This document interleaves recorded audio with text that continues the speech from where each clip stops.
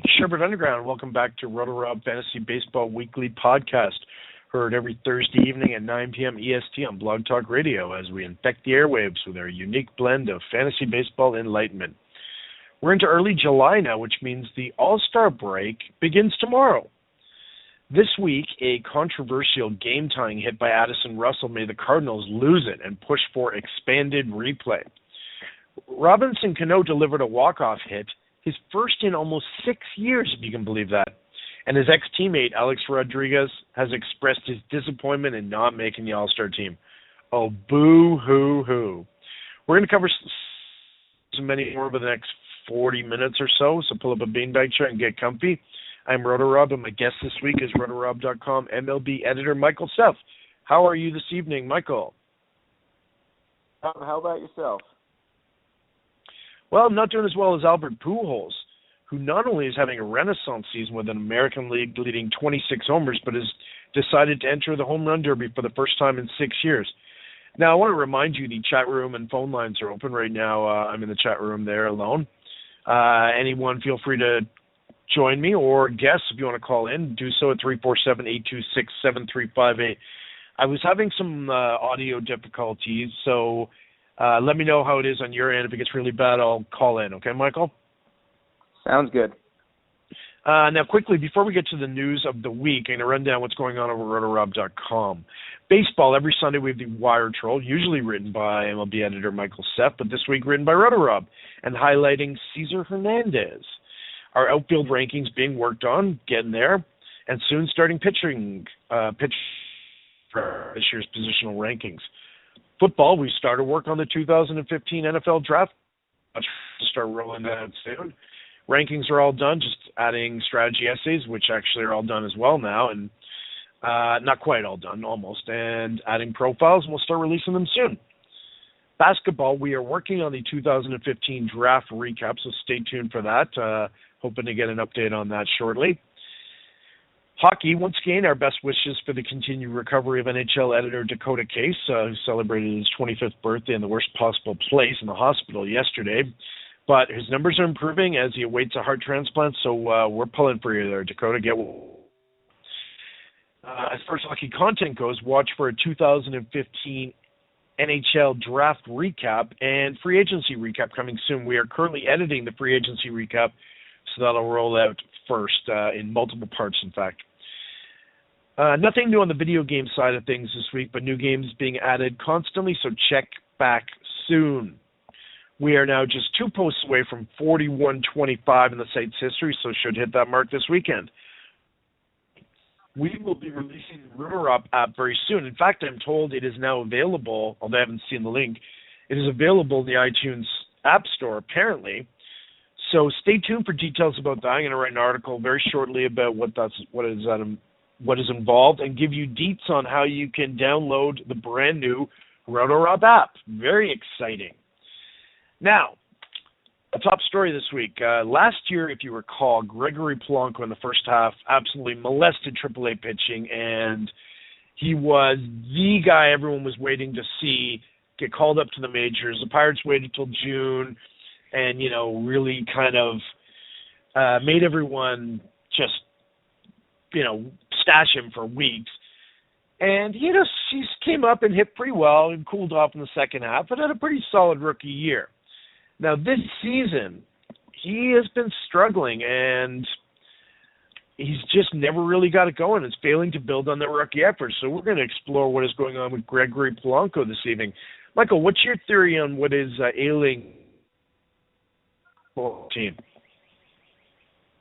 You cut out there for a second, but I think you... Well, I was asking what you feel is ailing Polanco in 2015, who clearly has been unable to build on his great rookie effort. Yeah, I think part of it really, I don't know if it was a matter of not playing every single day. I mean, he's played in the majority of the games. He's played 80 games last year. I think part of it is just ability to consistently, make contact. He's only times this season, which isn't bad. But again, he's only getting a base percent of the time, and a big thing is just he doesn't quite have a. I mean, this is a time now with Josh Harrison on the shelf that he's going to get to play every day, and there's not going to be really a platoon situation. But obviously, it's going to be a big adjustment for him because he can't hit left-handers. This is a guy that's in 42 at-bats this season, is hitting 119 against left-handers. He's 5 for 42 through Wednesday's game. So that's a hitter who's not having a lot of success.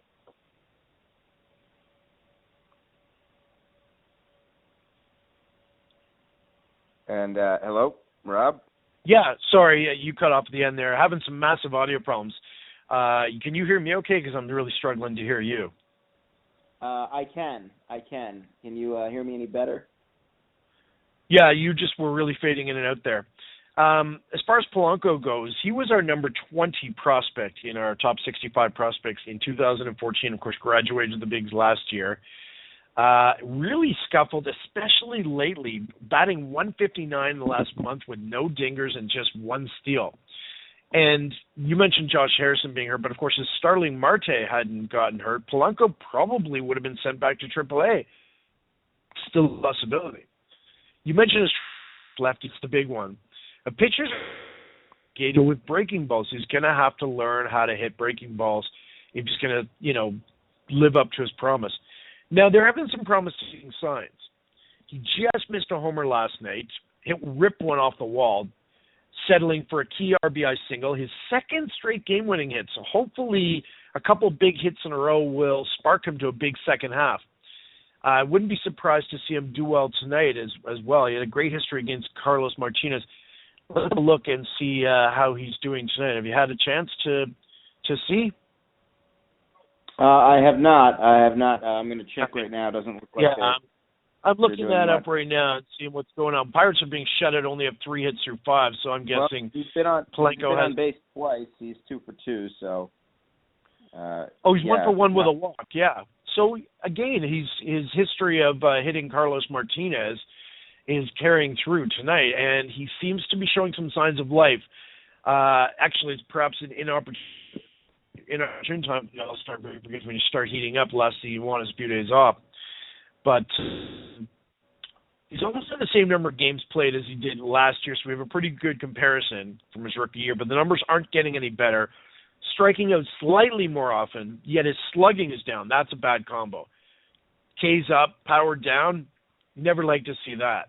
I'm okay with a few more strikeouts if it means more power, right? But the two should not be going in opposite directions there. You mentioned Josh Harrison being out, and that's allowed Polanco to hit leadoff.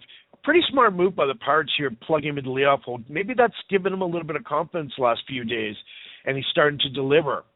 And it makes him a very nice target, at least on a short-term basis. Of course, his chief weapon is speed. And while 17 for 24 this year on the stolen base is not a great percentage, he still ranks 6th in the National League in swipes, so he's been a nice asset from that perspective. And if he can improve his base running, he'll be a real weapon in this regard. I don't really see any weakness in Polanco's game. He's still a chance to be a fine across-the-board contributor. The thing we have to consider, Michael, is he's still just 23, right? Yeah, he's still young. They're going to be patient with him, and only now is he really being forced to try and carry a little more of the offense because they lose their leadoff hitter and kind of Mr. Everything, Josh Harrison. Yeah. Of course, we're waiting for Polanco's power to emerge. 3 years ago, he hit 16 homers at A-ball, and most analysts believe that Polanco will hit for power in time. We definitely saw signs of that. I still love him against right-handed pitchers in daily leagues. He's done very well against righties, but whatever you do not start him against a lefty and at all, if he's playing, that is. But let's go back to the first half last year at AAA, where he looked like a 5-tool player. Like in 69 games before he got recalled, he had 7 homers, 51 RBI, 16 steals, a .328 batting average, .390 on base percentage, .504 slugging. Falling all over themselves for this guy, or when he finally came up to the bigs, eh, Michael? Yeah, it was really, it's been a drop off because, as you said, he was a very heralded prospect, and he kind of was showing signs of being that 5-2 player, and the speed. Again, like you said, the speed. It's hard to utilize the speed when you're not getting on base. He's only been on base about 30% of the time, so it's very difficult for him to really enjoy that aspect of his game as well. Mm-hmm. I mean, adding to the hype was last year he went to the Dominican Winter League, which is a good league. And not only was he the Rookie of the Year there, but he was also the league MVP. It's like, and there's a boy playing among men at that point. So I still think there's a very bright future. In fact, I'd say that now is a great time to target him in keeper leagues. What do you think about that?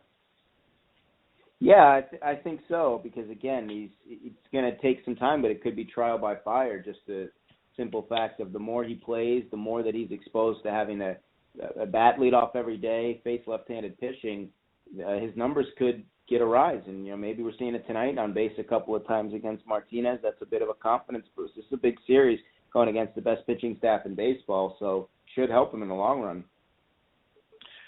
Well, yeah, I think buying low is the way to go here at Polanco. He's kind of fallen into that post-hype bargain, because he has not exploded this year and had a breakout like many people have expected. But clearly at age 23, there's still massive, massive upside. The tools are there. He's shown it at the highest level other than the majors. He's shown it in the Dominican Winter League. I think if you can get him at a reduced price in a keeper league, you've got to make that move right now. And if you're not in contention right now, and let's say your keeper league his keeper league owner is in contention, give him something. Give him a guy having overachieving this year. Float that Polanco, see if it bites, because 3 years from now, 2 years from now, you'll be loving that deal. So that's my advice. Anything else to mention about Polanco there, Michael? No, I think it is unfortunate for the Pirates dealing with the outfield injuries, and this could be one of those situations where, even though Polanco's going to get to play every day now and he's counted on more, it doesn't necessarily mean we're going to see him just suddenly find it right away. But I like the idea of investing in him for the future, because obviously at a young age, I mean, he's not just going to be I don't think he'll be a bust his whole career. I think he's just sort of struggling to find it and get that consistency. Yeah, I mean, I definitely think what he's shown the last few days is helping stem any panic the Pirates have in terms of maybe thinking about sending him down to AAA. Now, let's take a quick look at the afternoon games. I was watching an American League game, specifically the A's against the Yankees. This game was easily by the Yankees, 6-2. Masahiro Tanaka pitched extremely well, and Brett Gardner got the Yanks going with a home run, and then found out he's got Alex Gordon on the All-Star team. It was a very, very great day for Brett Gardner. The Yanks actually, after taking the early lead in the first inning, Yanks trailed 2-1 midway through the third before tying it, and then adding two more in the fourth to take the lead for good, and then kind of moseyed on there for the victory to take the series 2-1 after dropping the opener against Oakland. Brought up from AAA before the game, Cole Figueroa made his debut for the Yankees, and he hit two doubles. He was only playing because Chase Headley is dealing with a sore calf and has missed the last two games, although he may be back this weekend, so no need to panic if you're a Headley owner. For Oakland, not much offense to speak of. They only managed 3 hits on the day. Billy Butler got one of them, scored a run, drove in a run, struck out twice, did deliver his 16th double of the year, maintained his .250 batting average. His on-base percentage is down to .318. Butler is just .353 in the last week. He struck out 7 times in the last 5 games, but had a good series with 2 doubles and a homer in this 3-game series, so at least his power stroke is looking good. Last year, he had a career low .271, so at .250 this year, this is way below our expectations. Keep in mind that Butler, for his career, is better than a .290 hitter. So I don't know what's going on lately, but his .690 OPS is also a career low this year. At this point, I'd say Butler is not even a good mixed league option at this point. Marcus Semien did not do anything offensively, but did make his 28th error, commit his 28th error of the year. 8 more than anyone else in the bigs. He is definitely on his way to Mr. Butterfingers award in the MLB this year for sure. Jesse Chavez started the game for the A's. He has actually been remarkably good against the Yankees, so I picked him in DFS leagues. I recommended him in DFS leagues because he's 4-0 with a microscopic ERA in his career heading into this game against the Yankees, and third against everyone else. Yankees, but his luck ran out. Suffered his first loss ever in 6 career appearances, and he has now gone 3 starts overall without winning, so he's kind of hitting the skids. Lasted 5 innings, ripped for 7 hits, 4 runs, struck out 3, also walked 3, gave up a homer. 41 of his 93 pitches were balls, so he had some command issues there, and drops to 4-9 with his ERA rising to 3.40. 3 weeks ago, Chavez was looking like a solid play, but things have been pretty bad over the last 4 starts, and I would say he's only advisable in AL-only leagues at this stage. For the Yankees, as I mentioned, Gardner, huge day, 3 for 5, got a run and an RBI on his 10th homer of the year, 2nd straight year he's reached double digits in dingers. 40 RBIs now, that's the 4th time he's reached that mark. This guy's on base percentage is up to 381. He's slugging 490.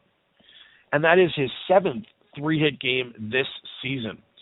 He was super hot at the end of July. Kind of cooled off a bit this week, but looks like he's hitting up right again. He now has 62 runs in 79 games, which puts him on pace to shatter his career best by a boatload. Gardner's making better contact this year, and he's on pace for his best stolen base season since 2011. Definitely deserves that All-Star nod. Mark Teixeira, I would say, is making a case for comeback player of the year. He drove in a run today and has already matched his RBI total from all of 2014. As I mentioned, Tanaka was brilliant today. He had gone 4 starts without winning, which actually was the longest he's ever gone without a win since coming to the majors. But 7 2/3 innings, only gave 2 hits, 2 runs, only 1 was earned, struck out 6, walked 1, had to throw 114 pitches for his 5th win of the season. He retired the last 13 batters he faced and 18 of the last 19. This was, in fact, his longest outing of the year and the most pitches he's thrown all season, which suggests to me he's feeling good now. But as we know, he hit through a slight tear in his UCL. His elbow remains a ticking time bomb. Bear that in mind, owners. He's actually had been getting rocked lately, so this was a much-needed outing. If he has another 1 or 2 of these, again, as I recommended all season long, shop him immediately. As soon as Tanaka runs a streak of 1, 2, 3 solid outings in a row, put him on the market, see what you can get. In the Windy City, the Jays were visiting. Michael, what happened with the Blue Jays and White Sox today? Yeah, Jeff Samardzija did something that is very, very difficult for pitchers this year, and that is shut out the offensively potent Toronto Blue Jays. Yes, Samardzija throwing a 4-hit shutout with just 1 walk and 5 strikeouts for his 6th win of the year, and the White Sox getting just enough offense as they win it 2-0. Both runs coming in the 6th inning. They scored on a wild pitch by R.A. Dickey, and then a former Blue Jay haunting his old club, Melky Cabrera, a solo home run, his 4th of the year, and that was all that Jeff Samardzija needed because he was outstanding. He was efficient, 108 pitches, 70 for strikes, and we are hearing Samardzija's name as a possible trade candidate. A lot of teams that would want him. He's started to put it together again after a pretty rough start. Now, the question is, would he stay in the American League or go back to the National League in a trade? That would remain to be seen. The White Sox, as bad as things have been for them this year, still only 5 games under 500. Problem is they're in a very difficult division, and the Jays, in losing 3 out of 4 in this series, they have continued to struggle, and they fall to 500. As you mentioned, the Yankees, they're now up 3 games on the Orioles in the American League East. The Jays fall to 3.5 back. And again, nothing doing offensively for the Blue Jays, and a big culprit for that was Josh Donaldson, the MVP candidate. He was 0 for 4 today and hitting the 2 big double plays. that certainly did not help. Russell Martin, a couple of pass balls behind the plate. That gives him 16 on the year. Of course, you can understand it when it's R.A. Dickey on the mound. Dickey now 3-10 in what may end up being his final season. Didn't pitch badly, not by any stretch. 2 runs in 7 innings on 4 hits, walked 2 and struck out 6, but the offense just left him high and dry. So the Jays did not get any extra base hits, and they were shut down by Samardzija. So the Shy Sox end up taking 3 of 4. They wanted 2-0 again. Cabrera with the home run. Adam Eaton also had a triple and a run scored in this ball game. Jose Abreu had a couple of hits. So it was a pitcher's duel, and the Shark, Jeff Samardzija, getting the better of R.A. Dickey in that one. And Rob, what do you think? Did Jeff Samardzija, will he be moved at the deadline? That's what I keep hearing, and the question is to who. And ironically, Toronto's one of the teams that could use him and has talked about potentially getting him. So the Jays got a first-hand look today at what they may be acquiring, and regardless of where he goes, today's effort will massively boost the return the White Sox are going to get. The Yankees are said to be in the mix too. Luis Severino is a guy the Yankees desperately don't want to move, but may have to if they're going to pry Samardzija away from the White Sox. So we're in the mix. We'll see what happens, but I'm pretty sure he's going. Yeah, it's interesting, but it doesn't seem like the White Sox are doing too badly. I mean, everybody is technically in it in the American League, but they've got to think long term. I wouldn't be surprised if he was moved. And the American League East seems like a pretty good landing spot. Well, as a pending free agent, I mean, yeah, it's the ideal time to move him, absolutely. Especially if he's heating up and like you said, shutting down the Jays is not an easy task, so that is a hell of an outing for him today. In other news, I was looking at a couple outfielders that hit the skids this week in terms of injuries. First off, Washington's Denard Span will be out until after the All-Star break because of back spasms. He's kind of been dealing with a back issue for about a month now. Keeps going away, coming back, going away, but now they've decided that it's bad enough they're going to sit him down through the break. He had an MRI this week. The results were due today. I haven't heard yet what the results are. But the MRI be disabled. Cutting out there a little, Bob. Sorry, I didn't catch what you were just saying. Oh, yeah, just saying, pending the MRI results for Span will determine whether he's on the DL or not. It's a tough loss for the Nats. I mean, not only their leadoff hitter, but having a very good year, batting .305, leading the team with 11 steals, and has not been caught. But the Nats need to do something here. He had missed 5 of the last 12 games before they decided it's time to sit for an extended period. Shown his best extra base pop since his rookie season, 59 games, 15 doubles, 5 homers. Tough loss for the Nats here, eh? Yeah, they've had a lot of injuries, and losing Jason Worth, so that would really deplete their outfield further, and still waiting on Ryan Zimmerman to come back, and they were without Anthony Rendon for a while, and this is a team that I've just said all along, they kind of look like paper champions, and they need all of their guys healthy. It's going to make it very difficult, and they're so dependent on their starting rotation.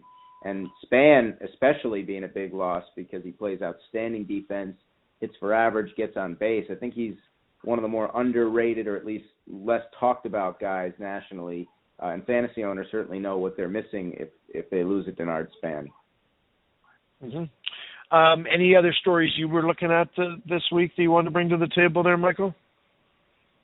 Well, I mean, I think it's funny we were talking about the teams that might be trading and the Yankees, and of course we live in American League East cities, and I've kind of suspected all along we might see the Yankees start to gain some separation.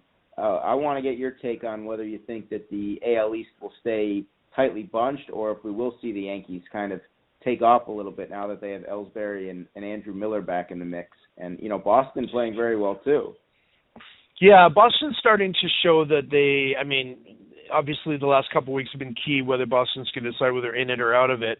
And now that they're starting to win some games, being in the American League East does not take a huge winning streak to realize you're still very much in it. I still believe we haven't seen the best of the Orioles this year. But as far as the Yanks go, as far as pitching, I mean, they need Pineda to continue to be consistent. Tanaka has got to stay healthy, and we need to see more of today's version as opposed to what we've seen in the last 3 weeks or so. CC Sabathia, who the freak knows? So will Luis Severino be in the mix? How much can we count on Ivan Nova coming back from Tommy John surgery? There's just a lot of question marks. There's no doubt the Yankees bullpen is phenomenal, but there's too many question marks in that rotation for me to cede the division to them. Yeah, but I think that they're going to be pretty aggressive trying to get a starter at the deadline. And you mentioned the Orioles, and being an Orioles fan, it's been frustrating to watch. They've been very streaky this year. And remember last year they didn't start out all that great. They went on a really big run over the last 80 or 90 games to kind of run away with that division. Ended up winning 96 games, but their offense kind of one-dimensional, very reliant on the long ball. And they hit a lot of those as solo home runs, and they're facing a kind of a tough situation as far as going into next season. They've got 3 guys that are not only free agents, 3 key guys, 3 guys that are Scott Boras client free agents, and the Orioles being a little tight with the wallet the way they are, I don't see them really signing any of these 3 guys. So I've kind of pondered whether they, you can't say that they should be sellers because they're very much in it, but even a guy like Wei-Yin Chen, for example, what can they really, do they want to maybe even think about moving him or because they're going to lose him at the end of the season? There's a lot of tough decisions for the Orioles. Well, I mean, they're kind of in that, win now mode. It does behoove the Orioles to move a starter of some kind, though, regardless of who it is. It would be helpful if Bud Norris were pitching more like he was last year, because it's a good problem to have, right? I mean, we were moaning last week about Kevin Gossman. When the hell is he going to finally put in the rotation? Now he's in the rotation. He was brilliant in his first outing. His second outing, not so much. But I still believe, in time he's going to be phenomenal. But the Orioles have, and there are teams out there that need pitching, so they need to parlay that into bullpen depth or whatever it is that they feel they need, prospects, whatever, and they'll be okay. We didn't mention Tampa Bay, but they've kind of shot themselves in the foot lately. They were right in the mix, and they've just fallen off the map, and now they're only a game ahead of the Red Sox, who are in the cellar. So, of course, there's only 5.5 games separating first from last in this division. So this one's going right down to the wire, my friend. Yeah, and the Red Sox, there was so much consternation about the starting pitching, and I think the guy that's really pitched well all year, but we didn't hear a lot about him, was Clay Buchholz, and I would say he's one of the better pitchers in the division. I mean, I actually had this discussion with someone about, who would you say the best pitcher in the American League East is? And, Chris Archer gave up 9 runs the other night, so I still like him on that list, but, I would maybe make a case that Clay Buchholz might be the most consistent pitcher, if nothing else. He could be. I mean, he certainly bounced back from what was a nightmare in 2014, where he was hurt a lot. I mean, we saw glimpses of how good he can be in 2000, and of course, that was also an injury-shortened season, so durability has been a concern for him. But right now, had he not been taking the ball every 5 days and doing what he's been doing, the Red Sox would not be within shouting distance of the rest of the teams. There's no doubt. He's been really, really great. But it's not enough. Boston needs something besides a bunch of number 5 starters behind him. They need a solid number 2. They need Samardzija, or they need Hamels, and that rumor won't go away either. The Boston will be in play for Hamels.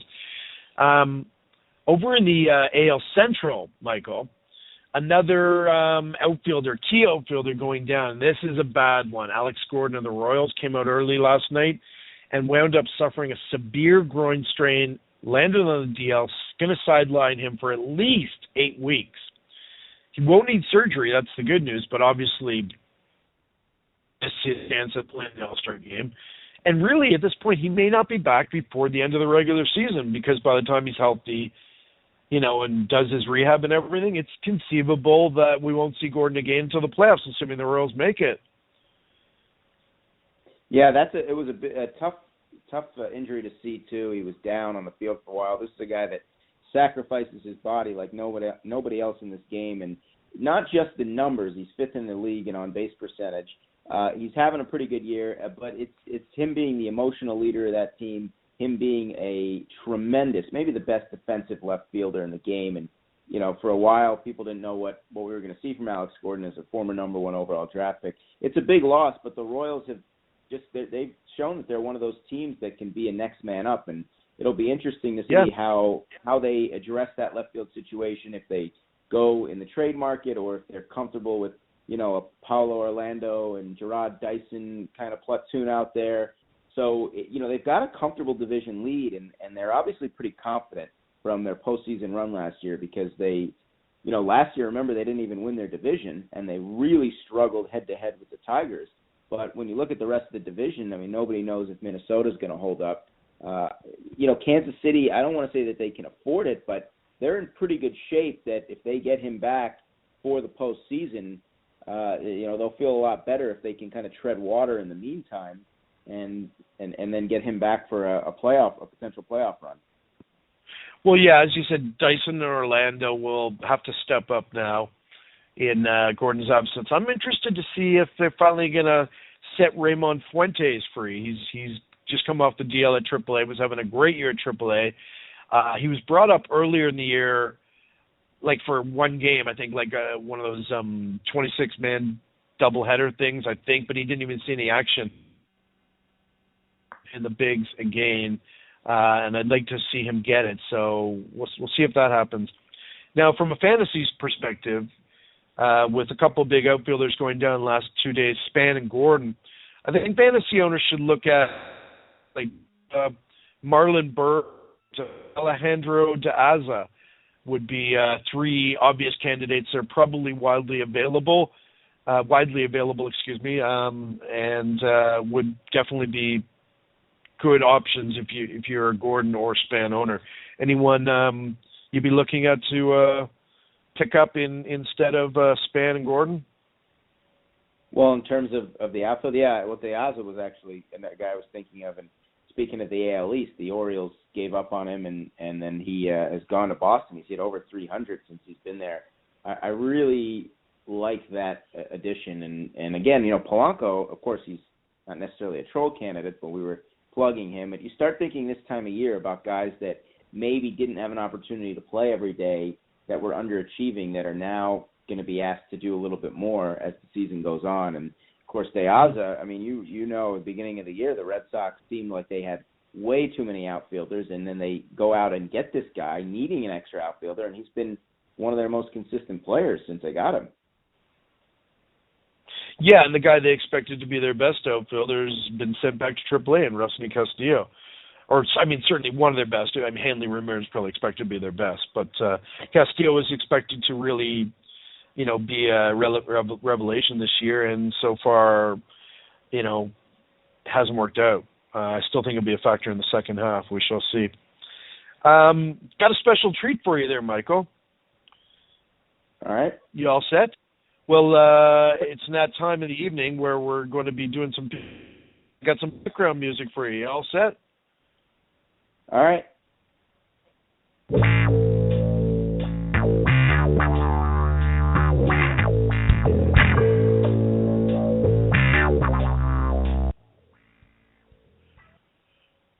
All right. Go for it. Pimp away, Michael. Oh, that was okay. All right, I like that. That was good. I thought you were going to quiz me on the name of the song. No, I was searching for music that I thought would be good pimping music. That's I'll just good. play it quietly in the background. Don't have too much to pimp this week, as we're coming up on the All-Star break. Other than we'll have the starting pitcher rankings pretty soon, and I had an article over on a site that got a lot of hits. That was talking about the Josh Donaldson and Brett Lowry trade, which Billy Beane took a lot of heat for, but is really not nearly as bad a trade as people seem to think. Yeah. I noticed the music going in the background there. I didn't know if we were going to play over it. All right, your turn. No, I just loving the pimpin' music, and I figure I'll just put it on quietly in the background while you talk. It's your new theme music when you pimp shit. You like it? Yeah, absolutely. Yeah, I dug up some porn groove. I figured it's perfect. Yeah. I got nothing to pimp. Pimped up front. So, I mean, the big thing is the RotoRob app. I'll have more deets on that as we, over the next couple of weeks. But that's it for me tonight. Well, yeah. I mean, of course, it's funny we get the All-Star break, and it's come up upon us so fast. And, of course, we're never going to get you started on the whole home field advantage thing. But I got to think that right now in the All-Star game, just because I brought it up, I think it's more meaningful for a team like the Cardinals or the Pirates because you've got the two teams playing this weekend, and they have the best record. And I always start thinking about the All-Star game and how home field advantage might impact certain teams more than other teams. You know, if you're a player on, say, the White Sox or the Phillies, you may not have quite the incentive to go win the All-Star game. But if you're a player on the Cardinals or the Pirates or the Yankees, this is a big deal. Yeah.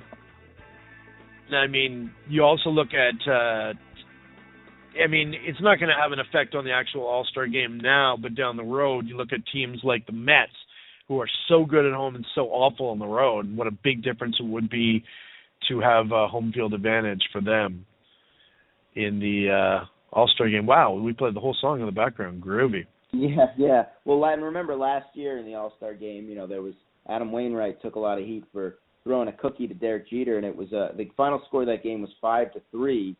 And all 5 runs were given up by Cardinals pitchers. And obviously, I know the Cardinals did not end up making the World Series, but they did get to the National League Championship Series, and that meant that the American League got home field advantage because of that. So you wonder if something like that could happen again. And obviously, it doesn't always work out. The team with home field wins, but I would say more often than not, it does.